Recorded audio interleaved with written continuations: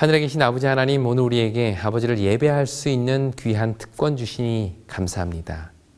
이 시간 함께 주의 말씀을 나누고 들을 때에 성령께서 함께 하셔서 우리의 마음을 움직여 주시고 아버지의 말씀대로 변화되는 능력 허락하여 주시옵소서.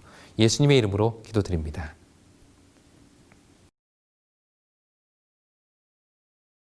교동문 798장 하나님의 율법. 너희가 만일 성경에 기록된 대로 내 이웃 사랑하기를 내 몸과 같이 하라 하신 최고의 법을 지키면 잘하는 것이거니와, 만일 너희가 사람을 차별하여 대하면 죄를 짓는 것이니 율법이 너희를 범법자로 정죄하리라. 누구든지 온 율법을 지키다가 그 하나를 범하면 모두 범한 자가 되나니, 간음하지 말라 하시니가 또한 살인하지 말라 하셨은즉 내가 비록 간음하지 아니하여도 살인하면 율법을 범한 자가 되느니라. 너희는 자유의 율법대로 심판받을 자처럼 말도 하고 행하기도 하라. 무릇 율법 없이 범죄한 자는 또한 율법 없이 망하고, 무릇 율법이 있고 범죄한 자는 율법으로 말미암아 심판을 받으리라. 하나님 앞에서는 율법을 듣는 자가 의인이 아니요 오직 율법을 행하는 자라야 의롭다 하심을 얻으리니, 율법 없는 이방인이 본성으로 율법의 일을 행할 때에는 이 사람은 율법이 없어도 자기가 자기에게 율법이 되나니, 이런 이들은 그 양심이 증거가 되어 그 마음에 새긴 율법의 행위를 나타내느니라. 자유롭게 하는 온전한 율법을 들여다보고 있는 자는 듣고 잊어버리는 자가 아니요 실천하는 자니, 자기 혀를 제갈 물리지 아니하고 자기 마음을 속이면 이 사람의 경건은 헛것이라.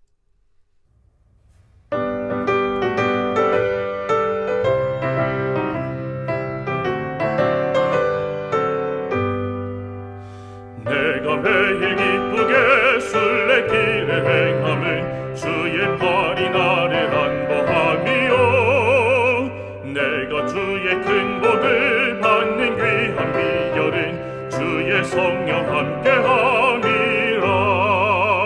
성령이 계시네, 할렐루야, 함께 계시네. 좁은 길을 걸으며 기뻐하는 것 주의 성령 함께함이라. 전에 죄에 빠져서 평안함이 없을 때 예수 나를 위해 죽으신 듣고 그 발 아래 엎드려 그 심평화 얻음은 주의 성령 함께함이라. 성령이 계시네, 할렐루야, 함께 계시네. 좁은 길을 걸으며 밤낮 기뻐하는 것 주의 성령 함께함이라. 나의 모든 염려를 주가 모두 아시니 나는 숲의 새와 같이 즐겁네. 주의 안에 내 영혼 크게 만족 얻음은 주의 성령 함께함이라. 성령이 계시네, 할렐루야, 함께 계시네. 좁은 길을 걸으며 밤낮 기뻐하는 것 주의 성령 함께함이라. 세상 모든 정욕과 쓸데없는 욕망은 오래전에 벌써 내어버렸네. 이젠 주의 가신 길 따라갈 수 있음은 주의 성령 함께함이라. 성령이 계시네, 할렐루야, 함께 계시네. 좁은 길을 걸으며 밤낮 기뻐하는 것 주의 성령 함께함이라.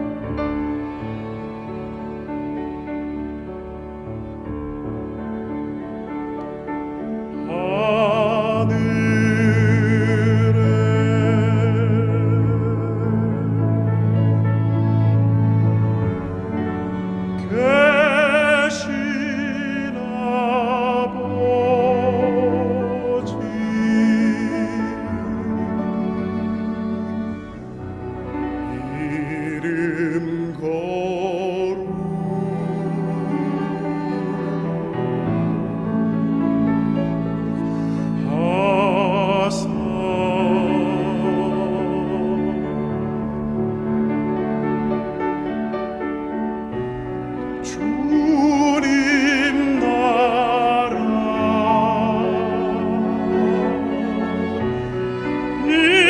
임하시고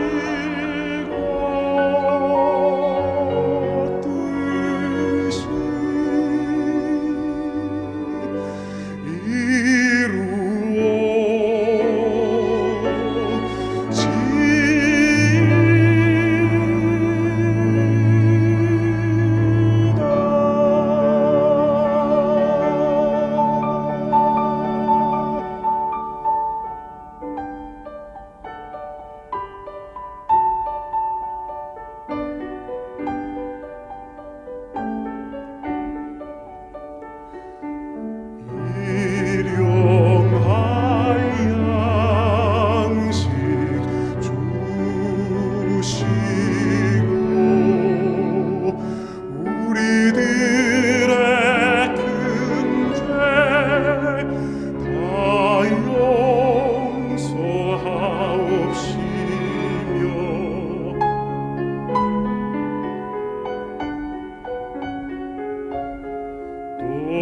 시험에 들게 마시고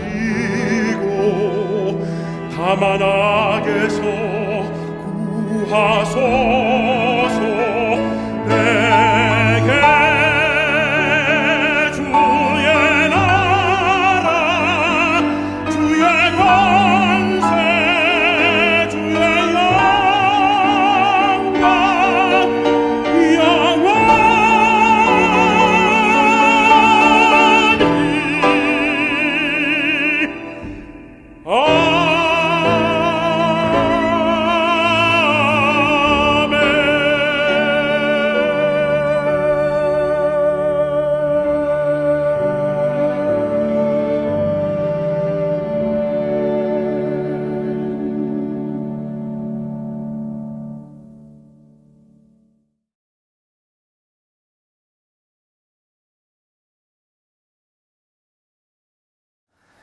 흔히 말하기를 사람에게는 세 종류의 키가 있다고 합니다. 어떤 키일까요? 네, 첫째는 선키입니다. 서서 재는 키, 선키고요. 둘째는요? 그렇죠. 앉은 키입니다. 그렇다면 마지막 세 번째 키는 무슨 키일까요? 바로 나이키입니다. 흔히 나이키를 나이값이라고도 부르죠. 사람의 선키는 서서 재면 되고 앉은 키는 앉아서 재면 되는데, 그렇다면 나이 키는 어떻게 측정할까요? 그 사람이 얼마나 나이 키가 자랐는지, 나이를 먹으면서 얼마나 그 나이 키가 자랐는지 알 수 있는 방법이 뭘까요? 그것은 바로 그 사람이 얼마나 사람들에게 나누며 살고 있느냐를 보면 그 사람의 나이 키를 알 수가 있습니다. 제가 국민학교 다닐 때 일인데요. 국민학교라고 하니까 제가 엄청 옛날 사람 같다고 생각하시는 분들도 계실 텐데 뭐 그 정도는 아닙니다. 어쨌든 제가 그 국민학교 저학년 다닐 때는 과목 중에 수학이라는 과목이 없었습니다. 그 대신 이 슬기로운 생활이라는 이름으로 산수를 배웠는데요. 그때 가장 먼저 배우는 이 셈법이 덧셈입니다. 뭐 1 더하기 1은 2, 뭐 이런 거 이제 처음에 이제 배우잖아요. 그 다음에 배우는 게 뺄셈입니다.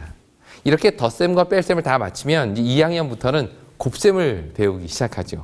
저도 아직도 기억나는 게 그 책받침, 예전에는 연필로 이렇게 노트 필기할 때 책받침을 늘 받쳤는데 거기 뒤에 보면 구구단이 다 이렇게 쓰여 있었어요. 그래서 그거 들고 복도에 앉아서 그걸 다 외우고 검사 받은 사람들만 집에 갈 수 있었습니다. 이렇게 곱셈을 다 배우고 나면 가장 마지막에 배우는 게 바로 나눗셈이죠. 그렇다면 덧셈, 뺄셈, 곱셈, 나눗셈 중에 나눗셈을 제일 마지막에 배우는 이유가 뭘까요? 아마도 그것은 나눗셈이 제일 어렵기 때문이겠죠. 그런데 사실 나눗셈이 어려운 이유는 그 셈법 자체가 어려워서라기보다는 우리가 평소에 많이 해보지 않았기 때문이라고 이야기를 합니다. 우리가 덧셈을 쉽게 생각하는 이유는 덧셈이 익숙하기 때문이죠. 우리가 보통 세뱃돈을 받으면 덧셈을 하지 나눗셈을 하지 않습니다. 뭐 예를 들어 아빠 3만 원, 엄마 3만 원, 할머니 2만 원, 할아버지 2만 원. 그러면 총액 다 더하면 10만 원. 이건 금방 돼요. 그런데 이번에 받은 10만 원을 불우이웃으로 얼마나 나눌까? 사실 이런 생각은 우리가 거의 안 하고 삽니다. 나눗셈이 어려운 이유는 평소에 나누기를 잘 안 하기 때문이죠. 그런 의미에서 초등학생들에게 가장 먼저 가르쳐야 할 셈은 덧셈이 아니라 나눗셈이 아닐까라는 생각을 해보게 됩니다. 내가 가진 것을 얼마나 다른 사람들에게 나누어 줄지를 먼저 가르친다면 우리 아이들의 나이키는 정말 몰라보게 잘할 수 있을 것이라고 생각이 됩니다. 사실 나이키는 시간이 지난다고 해서 알아서 자라지 않죠. 평생 나누고 살지 않았던 사람이 나이가 들었다고 해서 나누며 살게 되지 않는다는 말입니다. 그렇다면 나이키가 자라는 방법은 뭘까요? 그건 단 하나입니다. 자주 나누는 방법밖에 없죠. 더 많이 나누고 더 많이 베풀고 이렇게 계속해서 나누는 삶을 살 때에 우리의 나이키는 몰라보게 자라게 될 것입니다. 그래서 그런지 이 나이키는 우리에게 이렇게 이야기를 하죠. Just do it. 그냥 해라. 지금 시작해라. 그러면 너의 나이키는 자라게 될 것이다. 오늘은 누가복음 10장 30절부터 있는 말씀을 통해서 거기 등장하는 몇 사람의 나이키에 대해서 생각해 보려고 합니다. 그리고 그 이야기를 통해서 오늘 나의 나이키는 얼마나 되는지 또 그리고 이 이야기를 통해 어떤 교훈을 얻을 수 있는지 함께 생각해 보도록 하겠습니다. 먼저 누가복음 10장 30절 말씀 보시겠습니다. 예수께서 대답하여 이르시되 어떤 사람이 예루살렘에서 여리고로 내려가다가 강도를 만나매 강도들이 그 옷을 벗기고 때려 거의 죽은 것을 버리고 갔더라. 하루는 어느 사람이 길을 가고 있었습니다. 성경은 그 길을 예루살렘에서 여리고로 내려가는 길이라고 이야기를 하는데요. 당시 이 길은 강도의 잦은 출몰로 유명한 길입니다. 그래서 사람들은 이 당시 그 길을 혈로, 즉 피의 길이라고 불렀습니다. 그래서 사람들은 이 길을 갈 때 절대 혼자 가는 법이 없죠. 여러 사람들이 무리를 지어 지나가는 것이 일반적인 모습이었습니다. 그런데 이 이야기에 나오는 사람은 혼자 그 길을 내려가고 있었던 것이죠. 이 이야기를 들은 청중들은 금방 알 수 있었습니다. 아, 무슨 일이 벌어지겠구나 라고 말이죠. 아니나 다를까 그는 갑자기 나타난 강도들에 의해 몸이 심히 상하고 가진 것을 다 빼앗기게 됩니다. 당시 사건을 목격한 사람도 또 그 길을 지나간 사람도 없었죠. 이렇게 이 행인은 홀로 죽어가고 있었습니다. 이렇게 얼마의 시간이 흘렀을까요? 마침 한 사람이 그 길을 지나가다가 강도 만나 쓰러져 있는 사람을 발견하게 됩니다. 31절입니다. 마침 한 제사장이 그 길로 내려가다가 그를 보고 피하여 지나가고. 예수님께서는 가장 먼저 제사장을 이 비유에 등장시킵니다. 이 이야기에 제사장이 등장하는 것은 그리 낯선 일은 아니었는데요. 왜냐하면 그 당시 많은 제사장들이 여리고에 살고 있었기 때문입니다. 제사장들은 24반차로 나누어서 1년에 2주씩 성전에서 봉사를 하도록 되어 있었는데요.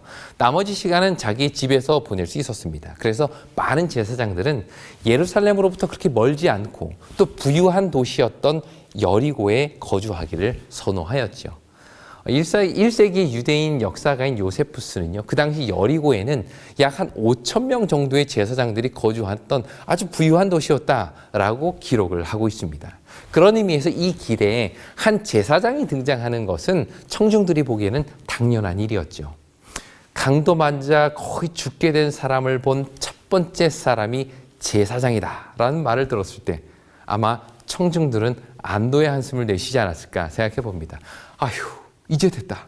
제사장이 그 사람을 도와주겠지 라는 기대를 갖게 된 것이죠. 그러나 예수님의 비유는 그들의 기대에 부응하지 못했습니다. 성경은 제사장이 강도 만나 쓰러진 자를 보고 피하여 지나갔다 라고 말합니다. 그러자 곧이어 또 한 명의 사람이 등장하는데 바로 레위인이 등장합니다. 하지만 그도 역시 제사장과 같이 그를 보고 피하여 지나가 버리죠. 자, 그렇다면 이 비유를 이렇게 듣고 있는 청중들은 그 다음에 누가 등장할 것이라고 생각을 할까요? 가장 당시에 거룩한 사람 제사장, 그 다음에 성전에서 함께 봉사하는 레위인. 그럼 그 다음에는 당연히 평범한 유대인이 등장할 것이라고 생각할지 모르겠습니다. 하지만 이러한 그들의 기대와는 달리 예수님께서는 전혀 생각하지 못했던 한 사마리아인을 등장시킵니다. 33절입니다. 어떤 사마리아 사람은 여행하는 중 거기 이르러 그를 보고 불쌍히 여겨. 이 말을 듣자 청중들은 깜짝 놀라죠. 왜냐하면 유대인들에게 있어서 사마리아는 입에 담고 싶지도 않은 말이었기 때문입니다.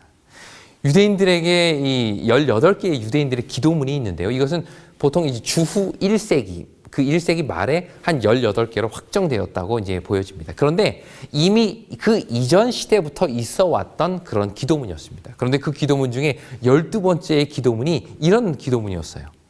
사마리아인들이 이방인들과 함께 한순간에 멸망당하게 하시고 저들의 이름을 생명록에서 제해 주십시오. 그러니까 이런 내용을 기도에 포함시킬 정도로 당시 1세기 유대인들은 이 사마리아인들에 대한 반감이 심했습니다. 그런데 이런 비유에 바로 이런 사마리아인이 등장하게 된 것이죠. 뿐만 아니라 그가 제사장과 레위인이 하지 못한 일, 즉 강도 만나 죽게 된 사람을 도와주는 일을 하게 된 것입니다. 그러자 청중들은 이 비유를 듣는 내내 아마 마음이 불편했을지 모르겠어요. 그런데 더 놀라운 것은 지금 이 사마리아인에 대한 예수님의 설명입니다. 먼저 사마리아인이 앞에 두 사람과 구분되는 첫 번째 모습은 그 사람을 불쌍히 여겼다. 강도 만난 사람을 불쌍히 여겼다라는 표현입니다. 33절 어떤 사마리아 사람은 그를 보고 불쌍히 여겨. 이 복음서를 읽어보면 불쌍히 여기다라는 이 표현이 자주 등장하는데요. 그런데 이 표현은 주로 백성을 바라보시는 예수님의 마음을 나타낼 때 사용이 됩니다. 마가복음 6장 34절에 보시면 예수께서 나오사 큰 무리를 보시고 그 목자 없는 양 같음으로 인하여 불쌍히 여기사 이에 여러 가지로 가르치시더라. 이라는 말씀이 나오고요. 또 나인성 과부가 아들의 죽음 앞에서 슬퍼하는 모습을 보시면서 누가복음 7장 13절에는 주께서 과부를 보시고 불쌍히 여기사 울지 말라 하시고, 이처럼 복음서에서 누군가를 불쌍히 여겼다라는 말은 그 사람이 누구의 마음을, 그렇죠, 예수님의 마음을 가졌다라는 뜻입니다. 이 비유에 등장하는 사마리아인이 바로 그런 예수님의 마음으로 이 강도를 바라봤다는 것입니다. 다른 모든 사람들은 그냥 보고 지나가고 보고 지나갔지만 이 사마리아 사람은 그를 보고 불쌍히 여기는 마음을 갖게 된 것이죠. 이것이 먼저 지나간 제사장과 레위인이 사마리아인과 구분되는 첫 번째 차이점입니다. 그러나 이러한 대조는 여기서 끝나지 않지요. 성경은 강도 만난 자를 불쌍히 여긴 사마리아 사람이 다음과 같이 행동했다고 이야기를 합니다. 34절 기름과 포도주를 그 상처에 붓고 싸매고. 당시 기름과 포도주는 상처의 치료제로 널리 사용이 되었습니다. 여기서 기름은 올리브 기름을 말하는데요. 이것은 상처를 부드럽게 해주는 역할을 하고 포도주는 이 살균의 역할을 했다고 합니다. 그리고는 붕대로, 혹 붕대가 없으면 자기 옷을 찢어서라도 그 상처를 싸매주고는 그 사람을 자기 나귀에 실어 여관으로 데려가죠. 그런데 우리는 여기서 뭔가 익숙한 연결점을 보게 됩니다. 그것은 바로 이 기름과 포도주라는 건데요. 기름은 제사장이 소제를 드릴 때 항상 사용하는 것입니다. 레위기 2장 1절에 보면 고운 가루로 예물을 삼아 그 위에 기름을 붓고 또 그 위에 유향을 넣고 라고 이렇게 소제 방법을 설명하고 있습니다. 또 포도주도 역시 초막절 때 물과 함께 이 번제단 위에 붓는 관제 예식에 사용되는 것이 바로 이 포도주입니다.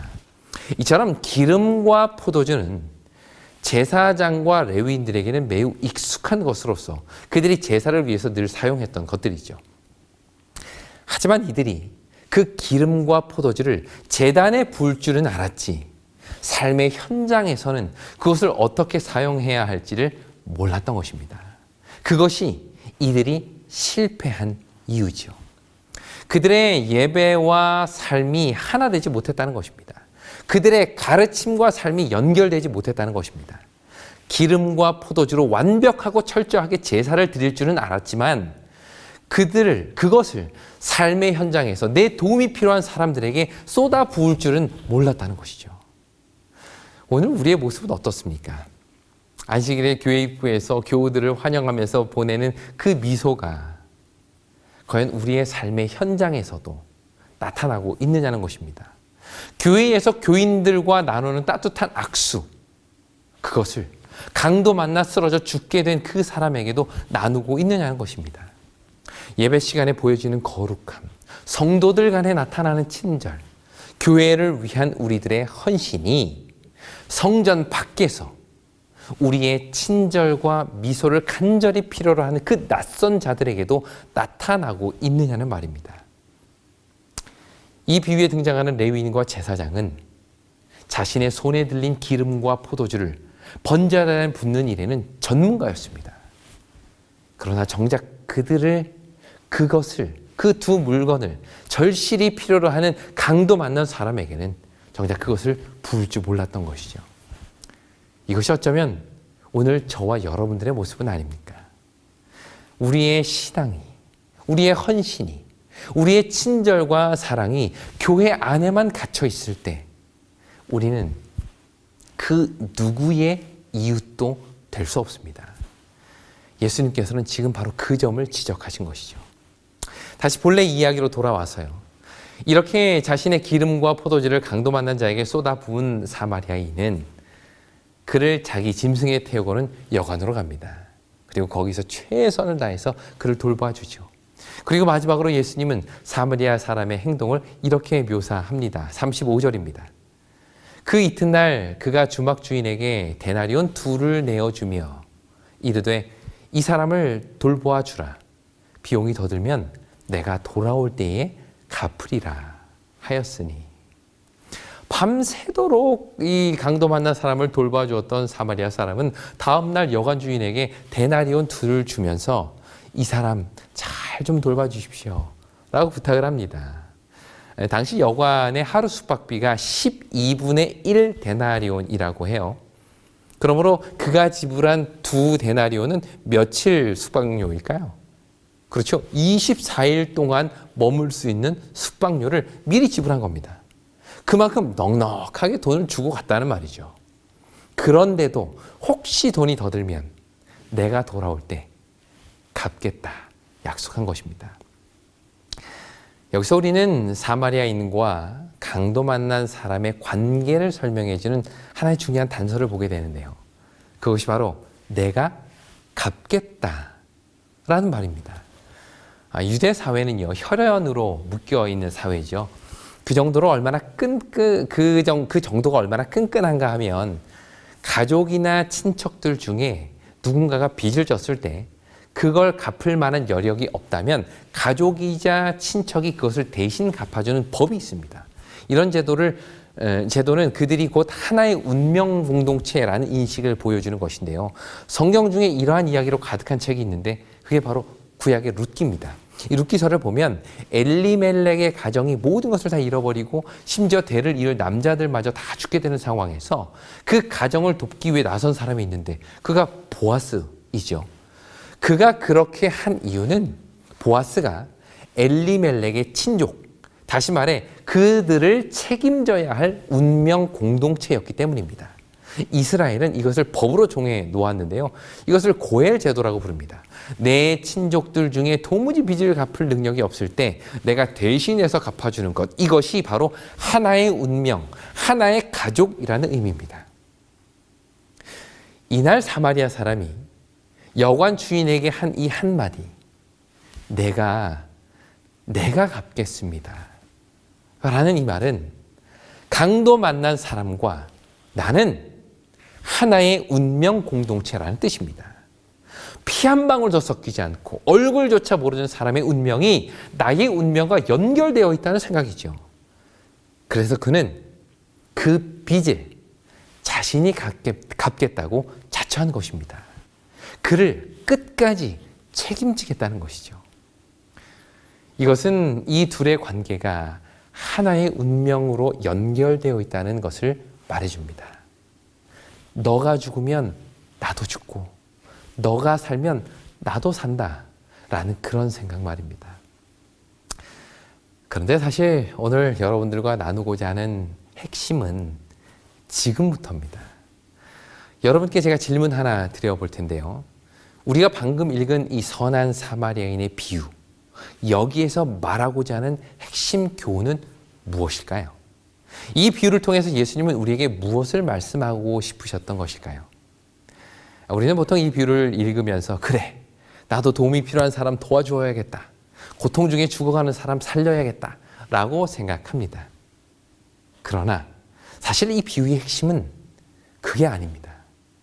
이날 예수님께서 이 비유를 통해 하고자 하신 말씀은 단순히 죽어가는 사람 살려라, 도움이 필요한 사람 도와줘라 라는 것이 아닙니다. 그렇다면 과연 이 비유의 핵심은 뭘까요? 이것을 통해 예수님이 오늘 우리에게 주고자 하는 교훈의 핵심은 무엇일까요? 그것은 이 비유가 어떤 배경에서 나오게 되었는지를 이해하면 쉽게 알 수 있습니다. 누가복음 10장에 나오는 선한 사마리아인의 비유는 그날 예수님을 찾아온 한 율법사와의 대화를 통해 시작이 됩니다. 그는 예수님께 이런 질문을 하지요. 25절입니다. 어떤 율법 교사가 일어나 예수를 시험하여 이르되 선생님, 내가 무엇을 하여야 영생을 얻으리이까? 그는 율법사였기에 율법을 잘 알고 있는 사람이었습니다. 이날 예수님께 이런 질문을 한 것은 정말 그 대답이 궁금해서라기보다 예수님을 시험해 보기 위함이었죠. 이것을 알고 계셨던 예수님께서는 오히려 그에게 율법에 뭐라고 기록했고 너는 어떻게 읽느냐라고 되물으십니다. 그러자 율법사는 이렇게 대답하죠. 하나님을 사랑하고 이웃을 사랑하라고 했습니다.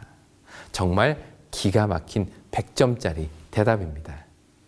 근데 그때 예수님께서 그에게 이런 말씀을 하십니다. 28절 예수께서 이르시되 내 대답이 옳도다. 이를 행하라.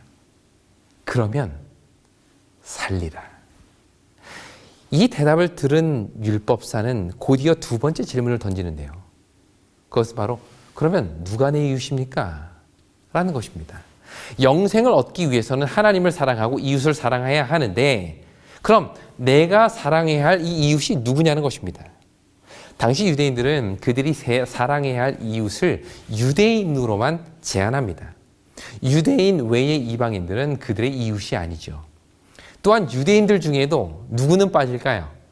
세리나 죄인들은 다 빠집니다. 그들이 사랑해야 할 이웃의 대상이 아니라고 생각했던 것이죠.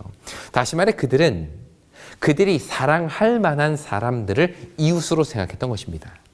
이렇게 내가 사랑해야 할 이웃이 누구입니까? 라고 물은 이 율법 교사에게 그에 대한 대답으로 하신 말씀이 이 선한 사마리아인의 비유예요.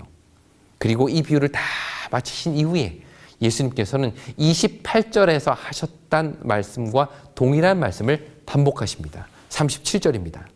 가서 너도 이와 같이 하라. 괄호 열고 그러면 살리라. 괄호 닫고.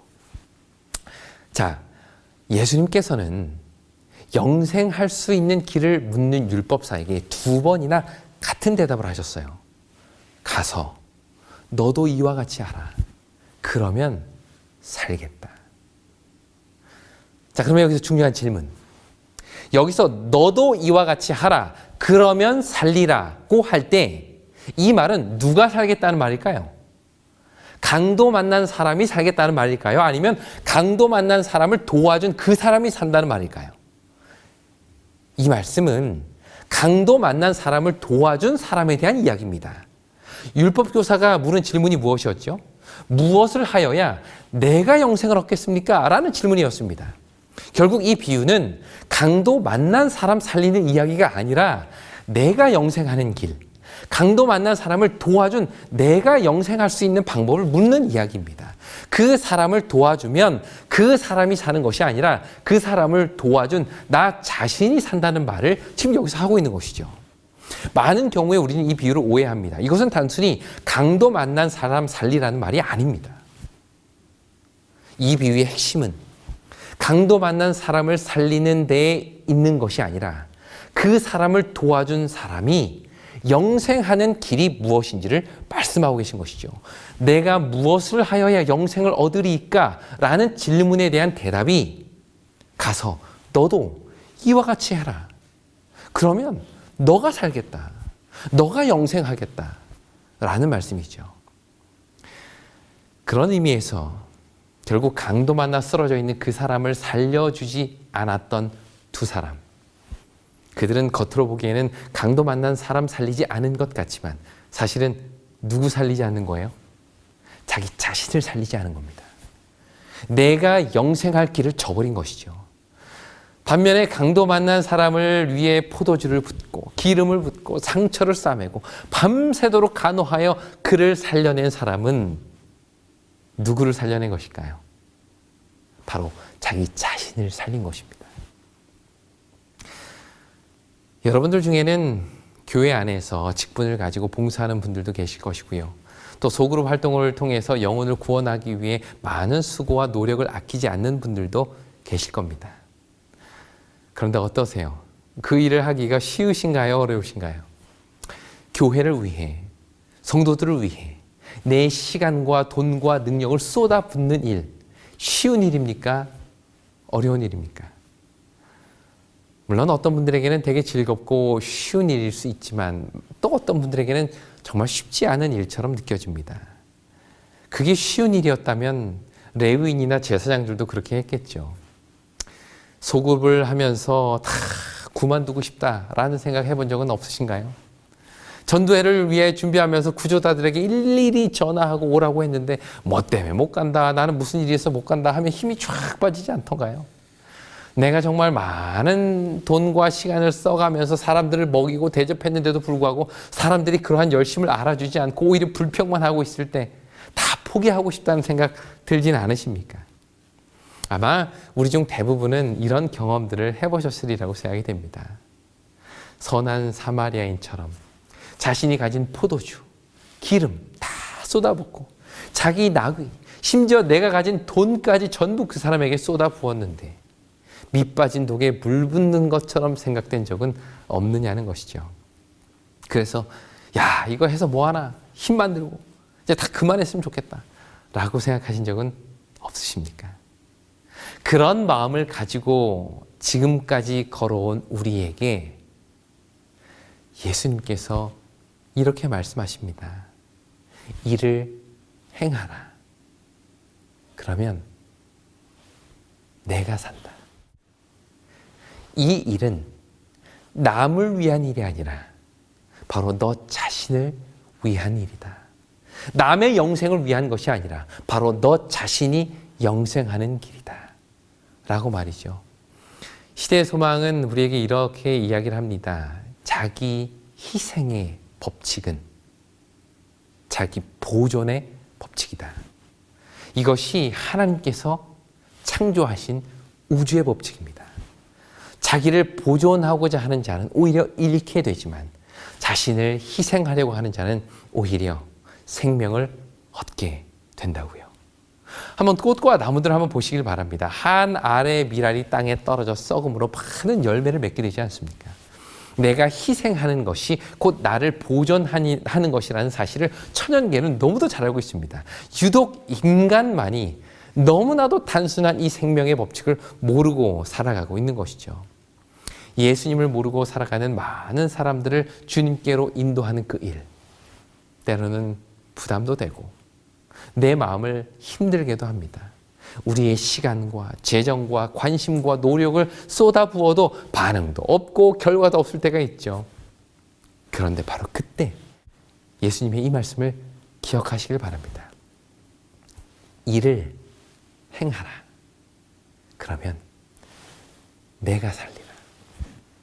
이 약속이 오늘 우리의 삶에도 이루어지게 되기를 간절히 바랍니다. 여러분 눈앞에 있는 그 강도 만나 쓰러져 있는 사람들에게 나의 모든 것을 즐거운 마음으로 쏟아 부을 때 그때 그 모습을 보시며 흡족해 하시며 예수님이 우리에게 이렇게 외칠 것입니다.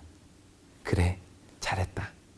이것이 너의 이웃을 내 몸과 같이 사랑하는 이것이 바로 내가 영생하는 길이다 라고 말이죠.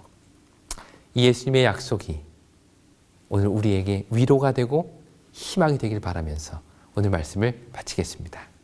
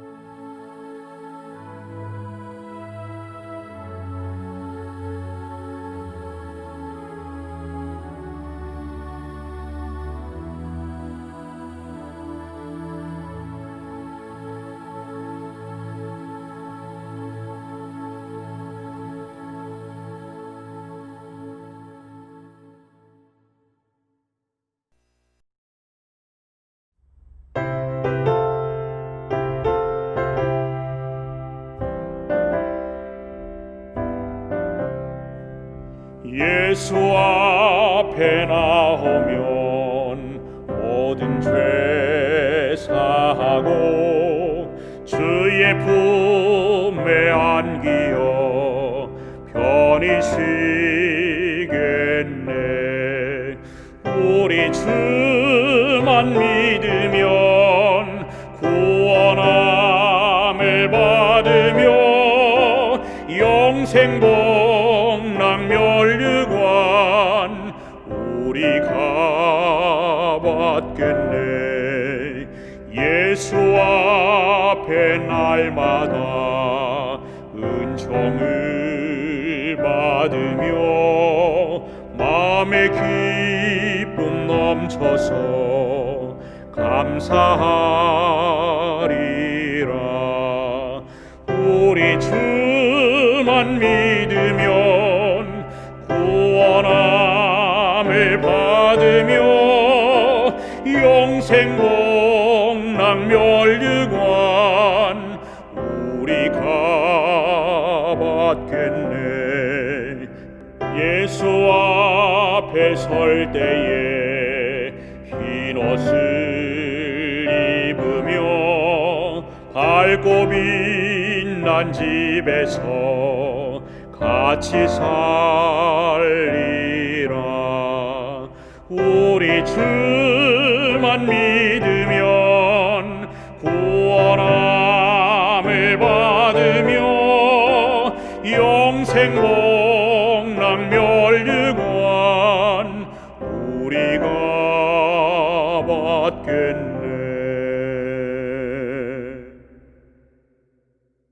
하늘에 계신 아버지 하나님, 오늘 이 비유를 통해서 우리가 지금까지 쏟아부은 많은 것들이 결국은 나의 영생을 위한 길임을 기억하게 하시니 감사합니다.